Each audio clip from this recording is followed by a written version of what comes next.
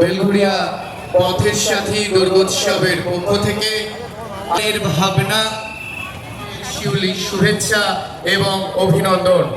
আর কিছু ষষ্ঠীর দিন রাত্রিবেলায় আবার আমরা বেরিয়েছিলাম। তো এই জায়গাটা দেখতে পাচ্ছি, এত সুন্দর অসাধারণ একটা তাজমহল বানিয়েছে। এটা হচ্ছে বেলঘরিয়ার পথের সাথী জায়গাটা, এখানে বানিয়েছে এবছর তাজমহল। তো গত বছরও বানিয়েছিল সুন্দর একটা থিম, আর এই বছর বানিয়েছে এটা।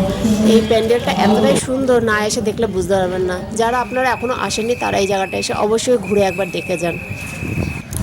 এখানে কিভাবে আসবেন, যদি আপনারা ট্রেনে আসেন তো বেলঘরিয়া স্টেশনে নেবে অটো বা বাস যে কোনো কিছুতে আসতে পারেন।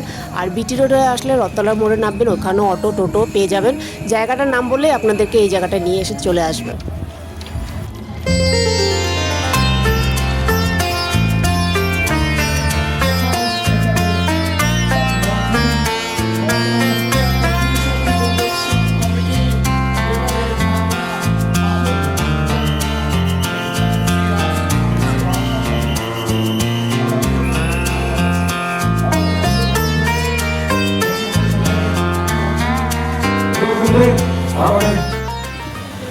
ঘুরতে ঘুরতে আর একটা নতুন প্যান্ডেলে চলে আসলাম। এটাও বেলঘরিয়ার মধ্যে অসাধারণ একটা একটালার মধ্যে পুজোটা, এত সুন্দর দেবী, কি সুন্দর দেখতেই পাচ্ছেন আপনারা।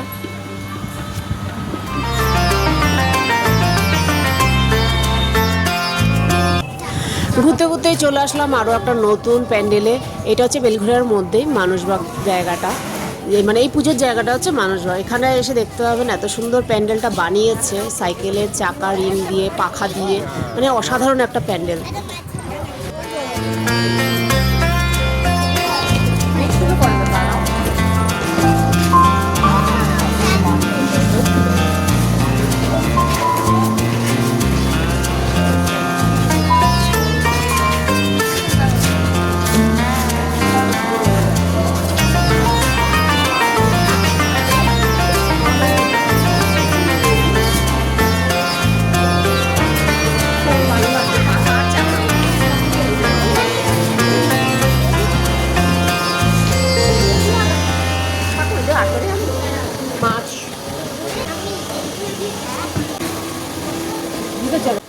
মানুষবাগের এই মূর্তিটা আর প্যান্ডেলটা এতটাই সুন্দর, দেখুন কি সুন্দর কারুকার্য,